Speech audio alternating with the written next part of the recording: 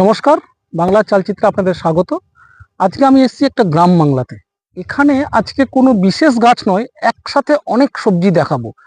দেখতে পাচ্ছেন দূরে সর্ষে হয়েছে, সর্ষের ক্ষেত। তার সর্ষের ক্ষেতের পাশেই রয়েছে পালং শাক।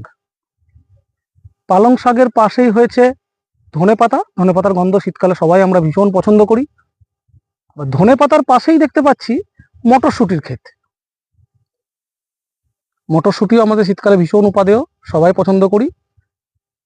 মটরশুঁটিগুলো গাছগুলো ফুলও এসছে, খুব সুন্দর লাগছে দেখতে। আবার মটরশুঁটির পাশেই পেঁয়াজ, এখানে পেঁয়াজ বসানো হয়েছে। পেঁয়াজের শাকগুলিও দেখতে পাচ্ছি। আর তার পাশেই রয়েছে আরেক ধরনের ধনেপাতা পেঁয়াজ শাকের পাশে। ওইদিকে রয়েছে আলু, আলুর চাষও হয়েছে।